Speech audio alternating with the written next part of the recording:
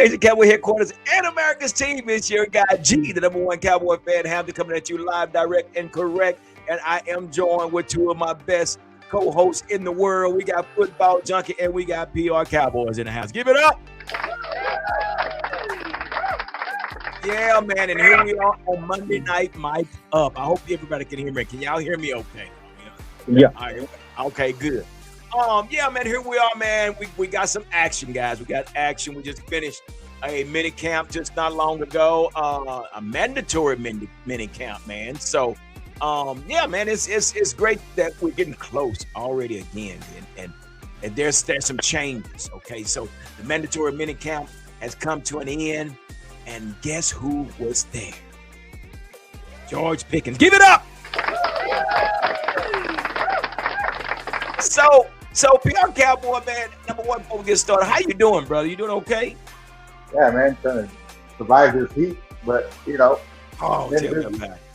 busy as hell working, man. I was supposed to be off tonight. I'm actually on call, so like get in and out, man. My bad, but yeah, it's just it's been a busy world out here, man. It's nonstop. Hey, man. Yeah, we already know if you don't eat, if you don't work, you don't eat, right? Right. So we know what that's all about, brother. So it's just good to have you back, being able to sit in with us tonight, man. Again, man. And yeah, so we're gonna get in here and chop it up a little bit and talk about a little bit of what's been going on with our Cowboys. As you know, we're gonna talk a little bit about what is the key to Cowboys success tonight. Football Junkie, how you doing tonight, brother? Give it up for Football Junkie all the time.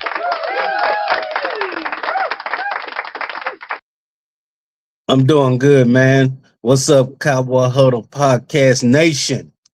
Yeah. What's up, Nation? Yes, sir. We live at 5 up at the mic.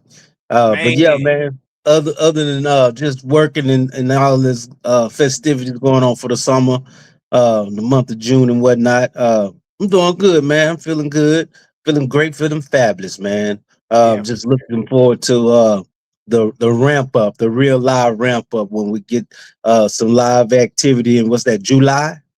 Yeah. So July is coming and it's coming fast. It's coming fast, people. And we supposed to get a dose of what we've been waiting on. And I like what I've been seeing. I like what I've been hearing. And the expectation, I would say the expectation needle is basically at 7.5 right now. I'm sitting at 7.5 on my expectation needle. So from what I've been hearing concerning players, what they've been giving feedback on how their perception and how they're being coached up by Coach P. And it's a lot of great responses and stuff and whatnot, man. So people, we're gonna see a different defense this year. We definitely get into it. So with that being said, and you definitely hit some key points there, because there has been a lot that's been said, there's been a lot that's been told, there's a lot that has been seen. So PR Cowboy, we want to start with you, man.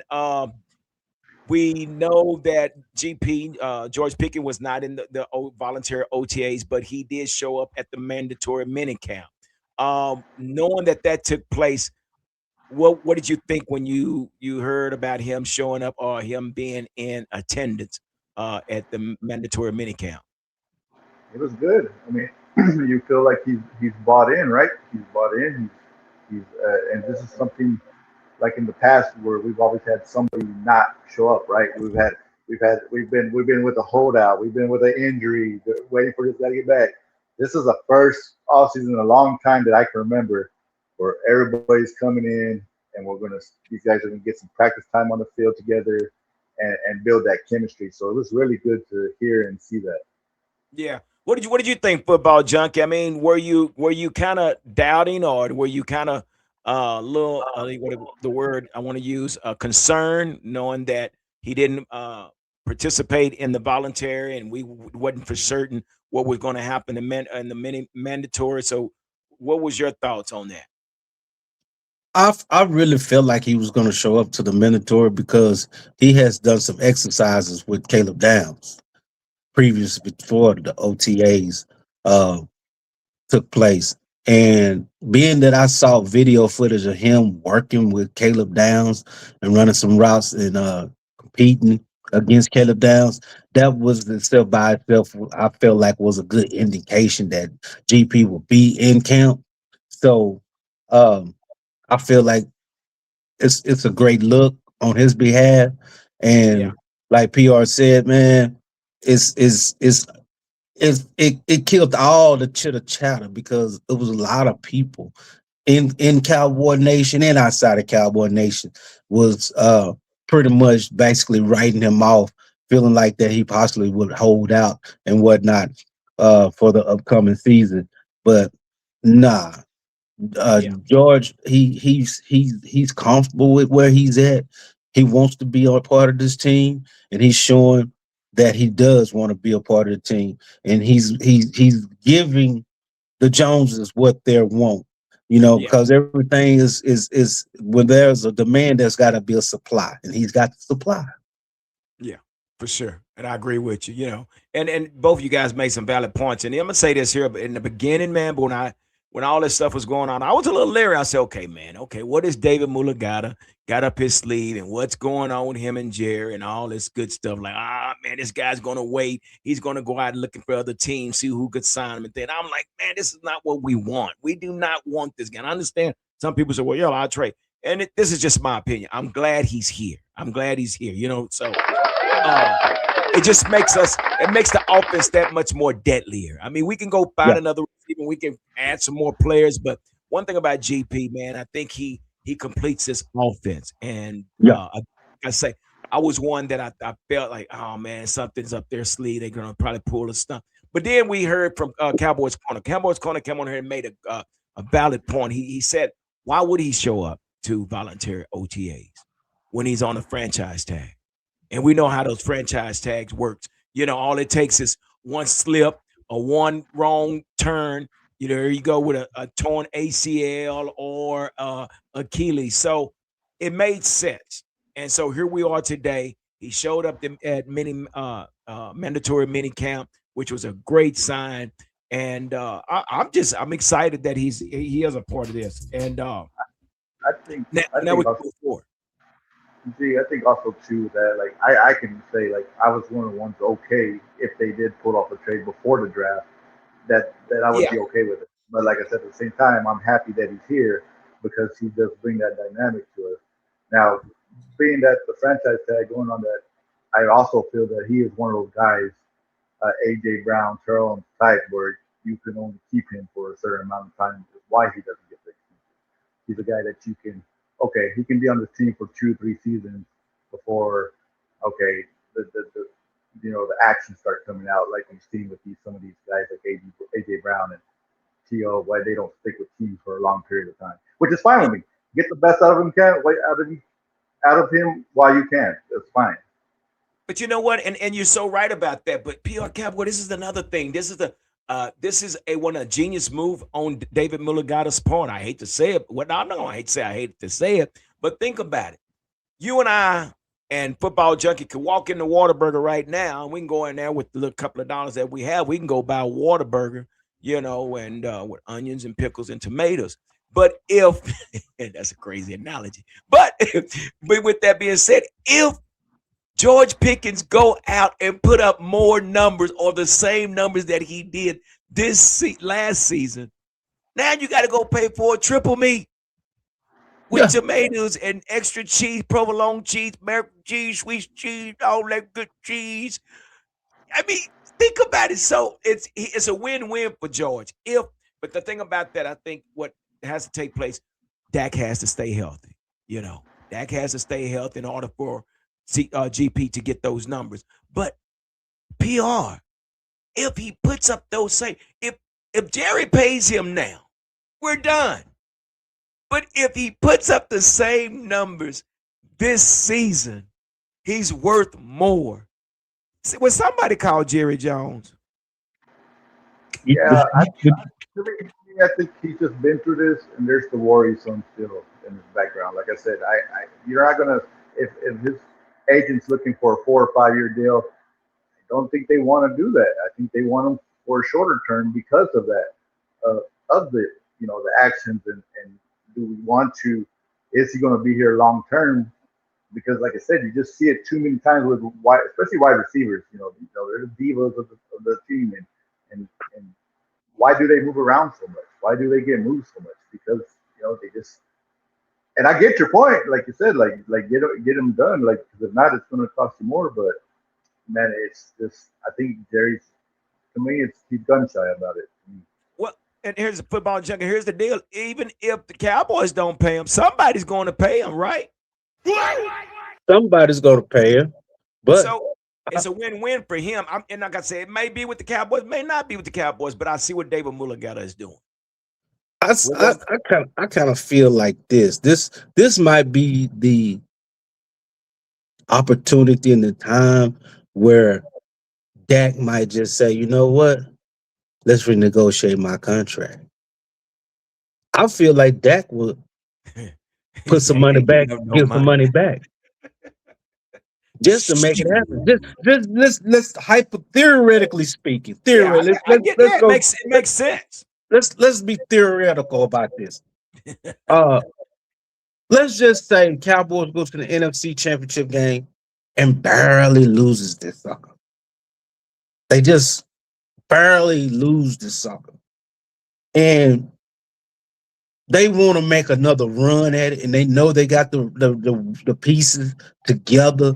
They might add something here and there in the off season just to tweak it a little bit. But let's just play this scenario as if Dak say, you know what, I want to keep CD and GP together so that we could possibly get back there and possibly be able to get to the chip. Yeah. Theoretically speaking. And if Dak does give back money, that opens the well up for GP to be able to get paid. And it's possible. And I'm glad you mentioned that because and that's just something to see. And that's another option. We'll just see what happens. But again, it's a win-win for George Pickens if he continues doing what he did last season. But I want to get into this also, guys. We also have some new signings, man. So the Dallas Cowboys' most recent transaction occurred on June 18, 2026, when they signed former Las Vegas Raiders edge rusher Charles Snowden. Yeah, along with 3 players from the UFL, wide receiver Denzel Mims, cornerback Amir Speed, and offensive lineman Chris Glaser. Now, there's 2 of these guys I do want to talk about, man. And I want to start when we're talking about receivers. I'm going to go ahead and start with I'm going to start with this guy here first. Let's talk about a little bit about Denzel. Denzel Mims. And I don't think he's one of those pushover guys, really, guys. I think he's one that has been around around for a while. But this guy is now getting a second chance. And to me, what this is telling me is what they're trying to do, man. If one of our receivers go down, this guy probably can be able to step in and, we don't miss a beat because behind, really and truly, PR Cowboys behind CD and GP, it's a toss-up. So how do you feel about when we talk about Denzel Mims? What does he bring to the table? He's actually a guy that I really liked when he came into the league. Like when he first came into the league, like I was hoping we were going to get him in the late round or something because I believe he fell back. He was projected he could have been a higher pick than what he was that he fell to. So, but he played for the Jets. That stuff happens. He had some other stuff going on too, but I really like him. And like I said, he can. I put him ahead of some of these guys. Ryan Flournoy showed a lot last year. If he can continue on that trajectory, that's great. But then who's behind him, right? That's where I think this Mims kid can really come in and take that spot. Like you said, don't skip a beat. And I think he really can fill in those shoes. I really do like him a lot. Yeah. Football junkie. This guy's 6'3", 207 pounds, man. He's only 28 years old. What do you think about Denzel, man? First, I would like to say this. He's a Texas guy. He's from Texas. He's a native Texas guy. Dangerfield. And not only is he a native Texas guy, he's from East Texas, football country. And not to just separate us from everybody else in the state of Texas, but we have a different type of mindset when it comes to football in East Texas. We really do. We have a complete different mindset. Uh, we step out there and we're doggish. Not saying that no one is not like that elsewhere, but we have a real live passion for the game in East Texas, and a lot of those guys, such as Adrian Petersons and the list goes on and on and on. Um, Football players and stuff like that come out of East Texas. Um, we dream to play pro ball. Dream to play at the highest level. And with this kid Mills being that when I saw him play with the Baylor Bears, he performed. He performed a Yeah. lot for the Baylor Bears. And being that he's 6'6", No, he's 6'3". six Yeah, he's six three. three. He, Yeah, he's 6'3", 207, 28 years old. He still yeah, got some football in him. yeah, He's not been used up a lot or anything like that. And, being that he's with the Jets, you know how the situation is with the Jets. It's just like basically farm league football with the Jets. yeah, Uh, but Mims, he could possibly make a showing, uh, being that this is possibly his last opportunity to get a chance to be able to play multiple more years in the NFL. This is last stop. This is last go. Uh, I believe he's going to make the most out of it, and if he's one of the guys that can make the roster as part of the receiving depth, uh, I like to see him do great things because we do need a number three. We do need a bona fide number three impact player at wide receiver that's going to be able to come through and be able to exploit other teams yeah, with the assistance of GP and CD, yeah, because those guys themselves will open up a lot of opportunities for a tight end and a slot receiver. yeah, for sure, for sure. And I agree with you, man. I think Denzel Mims is definitely going to come in again, man. When we talk about this receiver room, man, it is deep. It's deep. One thing Shotty is doing, man, he's making this thing competitive all across the board. I said only outside of 3 or 4 positions there would not be challenged. Everything else outside of the starting quarterback, the 2 starting receivers, and our kicker. Those are the only ones that will not be challenged for their job. But anything behind that in this receiver core, man, who's going to make the 4th and 5th receiver if they're going to carry 5, if they're going to carry 6? So, Yep. man, with that being said, boys, I gotta let you know I'm going to Oxnard. Give it up. I gotta go, man. I got to see this, man. I got to see this. So I'm gonna be coming to you live direct from Oxnard, man. I got to get up there, man, because there's just too much competition to report on, man. But this is going to be great. And then when we talk about new signings, guys, we got to talk about this guy. Now, this is something makes you say, Yeah. This next guy here, man, Mm-hmm. Charles Snowden.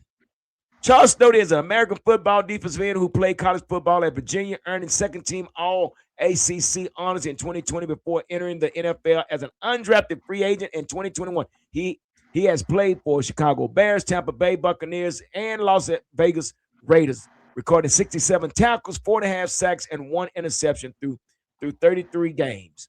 Guys.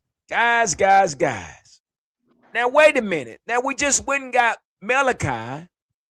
We got Ray Sean. We got Sam Williams. We got Donovan Ezeraku. And then we bring another edge rusher. Wait a minute. PR, what are we doing? I don't see a problem with that at all. I said the more the merrier, because we don't know. We don't know already. We don't know already. And then also too, this is like you remember when San Francisco, when they were making their run, what they go do? They went and go get the kid from the Saints, Chase Young, right? They were rich as that edge. Yeah. This is like I said, like I don't care if you think you're solidified at a position, you keep on adding players to that position and you keep working competition. I don't. I do not mind. Like you gotta, Yeah. because us. We hit sometimes. There's an undrafted free agent that comes in and just and turns heads. Right. There's a guy that comes from either UFL that just turns heads. For some reason, we are really good at that about bringing one of these players in and they turn into something for us. Yeah, for sure. No, that's so true, man. I agree with you. You know, football junkie. Tell us a little bit about what do you know about this guy, Charles Snowden? I watched his highlight. She, that's all I can Yeah, say, I've, brother. I've I've watched this highlight too. This guy is a very rangy football player. He can put his hand in the ground. He can do the 2 point stands. He can cover tight ends. He can cover the flats. He's a good edge setter. He can run. He can flat out run. Um, he has the physical tangibles that is needed to be able to perform the task that's put before him. Uh, it's from the highlights that I've seen of him. He's a very good read and react football player. Uh, he's physical.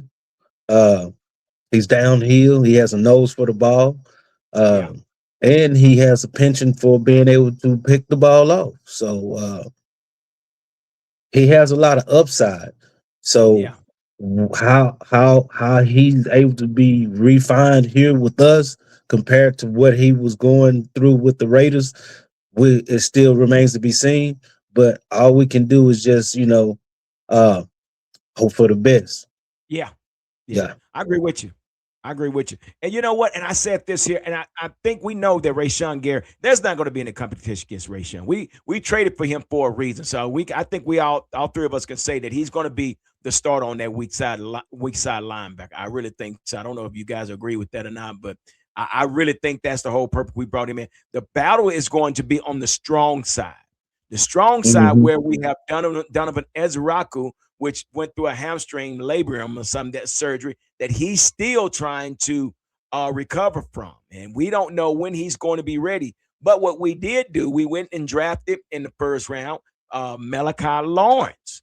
And I watched Malachi Lawrence, and I'm like, well, okay, well, this guy here, he can turn the toe, he can catch grass, and he definitely can pass rush. But here's the problem, guys. And I've looked at some of his weaknesses, and the first thing they was talking about is, he has some weaknesses, and I'm not taking anything from him.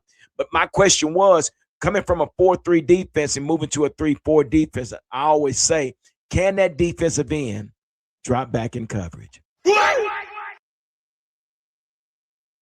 That's a tall task when you're talking about you trying to get somebody that played 80% of his hand in the ground and catching grass and trying to make a tackle. And then I thought about it, I said, oh man, it's going to be something to see because we don't know if this guy can actually drop back in it because we don't know. But when I see Charles Snowden, this guy can drop back in coverage. Yeah, he's This natural. guy, yeah. So I mean, this is going to be so exciting to see who's going to the battle for that strong side defense. I mean, outside linebacker, PR Cowboy. What do you think, brother? Well, yeah, and you just said it right there, right? As Rocco, we don't know when he's going to be fully, so you're not going to give the kid the job offhand, right? So you bring somebody in, and you know this guy has a chance to take it and run with it, and at least start off the season as that Yeah. starter on that stuff.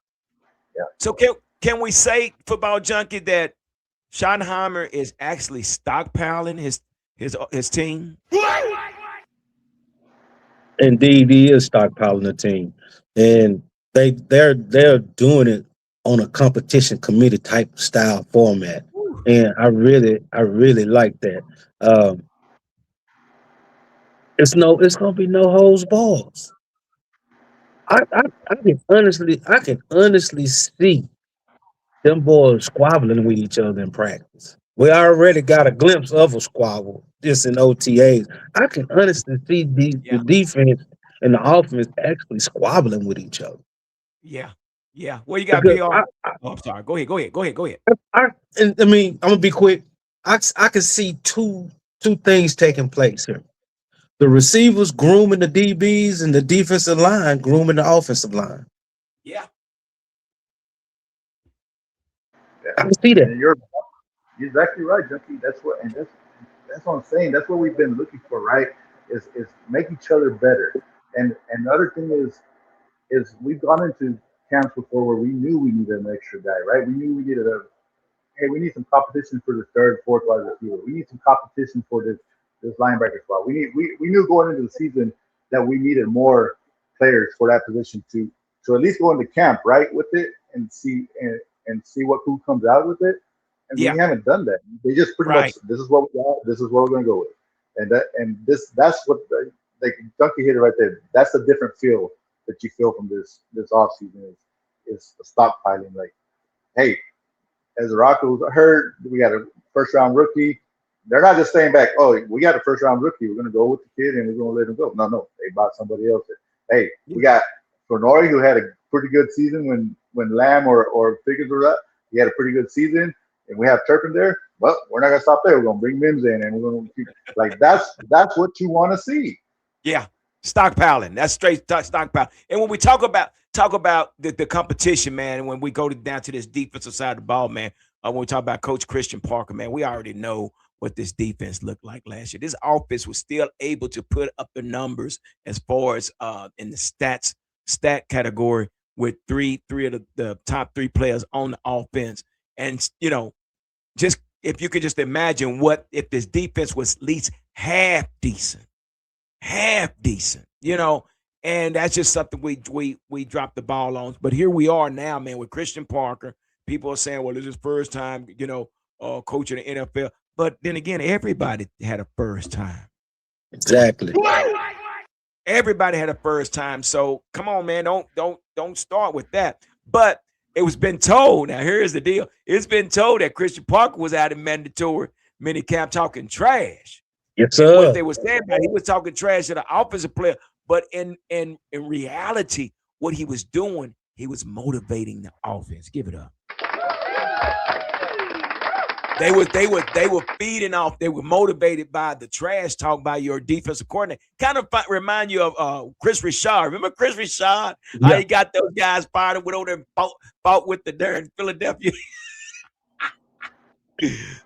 So I like that, man, with what we're talking about when we talk about Christian Parker. But there was an individual, Bart Scott. I don't know if y'all remember. Yeah, Bart Scott, which he's a Cowboy. Bart Scott. He's a Cowboy hater. But he had something to say, guys, and I want y'all to listen. This is the audio. He was on Get Up, and this is what he had to say about the Cowboys. Let's check this out. Dallas defense, is that going to be the most important unit of all 8 to a team's success this season? Exactly. I think when you look at the Dallas Cowboys, they're pretty much essentially the Cincinnati Bengals of the NFC. We know that their offense is so high-powered that their defense just needs to be middle of the pack. I think this is a very user-friendly defense. When you look at, sometimes you trade in a great player for a good player, but that gives you a better team. We talk about the whole is greater than the sum of its parts. And losing a guy like Michael Parsons, it's only to flip him to Rashawn Gary, gives you a more complete player. But without with Michael Parsons, you don't get Quinnen Williams. You don't get Kenny Clark. If I'm a linebacker, this is linebacker heaven to be able to have a defensive front in front of me to be able to flow from B gap to B gap. I think Shotty's going to bring in a new mentality. You talk about culture. Me and Tannenbaum knows him very, very closely. He's a no-nonsense, tough guy, even though he looks like he's from California. Remember, this is Marty Schottenheimer's son. You know what I'm saying? He brings a level of toughness inside of that building. California catching. Come on, man. Give it up. That's Bart Scott. But you know what, though? I tell you this about Bart Scott. I like watching Bart Scott and when he's up there on the podium with the rest of the people on ESPN. And Bart Scott really he comes with a non-biased opinion. Yeah, he really does. Even if somebody's coming sideways with some sidebar bull, he tears into them. Yeah. He really gives them the business, just like he used. That's the same way he was doing the former head coach that Rob Ryan, Rex Ryan, whichever one of them. He used to get at him. Yeah, he used to get at him. He was a baddie, boy. He was a bad dude, man, when he played, man, and that's so true. But Bart was a bad dude. And to hear this from Bart Scott, we've heard, the jabs that he takes at the Cowboys, and it's cool. But to as an analyst, to actually take our time and realize there's a possibility at this PR Cowboy that, this actually is starting to look scary. And when I talk about Christian Parker, man, some of the players on the defense said, man, his plays are simple. Like, they're like, what? His plays are simple. And it just reminded me, and this is what won me over, because there's no zebra right, X-Flare, Z. Everything is like Red Dog 3, Red Dog 1, Rover right, Rover left. And because it's all about the scheme. and for the whole defense to play together. I mean, that's awesome. What do you think, PR Cowboy? I mean, you can just look across the league, D, on how this works. You took a head coach out of Chicago and replaced him with an offensive coordinator that never had coach, and they went to the playoffs. Exactly. You took that same Ben Johnson. coordinator away from the Lions, who was in the playoffs before, God, didn't make the playoffs. This is God. that you don't realize how important a position coach is. We've seen it with the Eagles. When they reach the Super Bowl, they lose their old coordinators. Yep. They have it down here. Yep. We've seen it across the league. This is what happens all the time. And if we, like he said, if you can go, I mean, hell, we have nowhere else to go, right? We're dead last in the league. So you go top 15, top 20, you did something right. And Yeah. and that's just supposed to show you that it can be changed in a minute. And like the one thing is, like you said, is now the defense could change for the better and be really good, but everything else has to come in place too. Yeah. Because we can't have a number 15 defense and then your offense falls off the middle of the pack, or your special team still doesn't. Everything has to come around together still. Full circle. It's one thing to have our defense to be, it's better this year, but everything else has to circle around that as well. Yeah.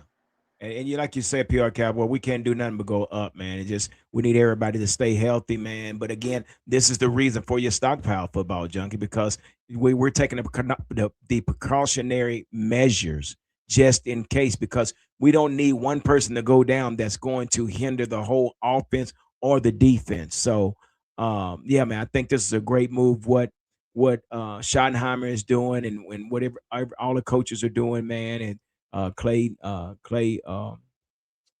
what's his name? Clayton Adams. Clayton Adams, yeah, as his participation in this offense as well. So, but here we are, guys, and we do this every season, and I think we touched some valid points today about what it takes, what is the key to the Cowboys' success, and I think we touched because here we are, man. We're 11 seasons with Dak, 5 post appearances, and still no championship. But I'm gonna say this here to you guys, man. I see balance. I see balance on both sides of the ball, where not one has to carry the other one, but they can play 50-50, football junkie. I don't know about you, but this is one year I'm thinking, okay, all the other stuff's out the window. We know this is the 11th season. We know it's 5 postseason appearances, but this kind of feels a little different. What do you think, brother? Yeah, this does feel a lot different because now we have that as the mainstay veteran. He is the iconical leader of the team. It doesn't matter if it's defense, offense, special team. He is the leader of the team. He's the top dog on the totem pole. And this is where we at right now at the junction of this situation. I would have to say that this is basically the best receiving duo that has had. And if the young man from Baylor at tight end can possibly remove and become the starting tight end, if he can be an effective piece at tight end, or we can have a duo or a duet tight end situation. If we can get a dual tight end situation similar to the New England Patriots out of Illinois and the young man from Baylor, and with CeeDee Lamb and Pickens and our backfield and our offensive line do what they need to do, sky's the limit. I mean, that's a lot of pressure. Sky's the That's a limit. lot You're of right. pressure. You're right. And also if we can get from defensively giving up 27 to 30, 35 and 40 points, if we can narrow it down to basically 21 to 23 points a game, we can marginally give away, we turn the corner a great Yeah, deal. I agree. That sounds good, man. And that's where we are. What you got, PR?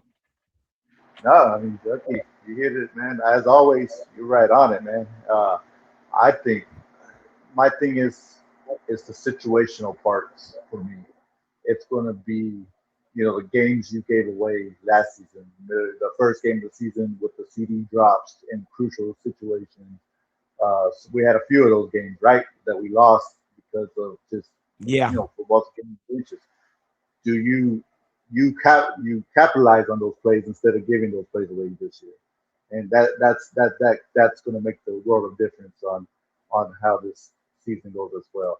And just behind that, I would put the running game. Can Devontae keep up that same pace? Can one of these young kids step up and come in healthy this offseason and be that guy? That's going to be my other thing to watch during this camp battle. Yeah. Well, folks, there you have it. News that you can use from the Cowboy Huddle podcast on Monday Night Mic'd Up with our guy, Football Junk and PR Cowboys. I want to say thank you, everybody, for stopping through and hanging out with us and supporting the channel, man. Again, like I always say, without you guys, it's definitely impossible. But I think we're on to something.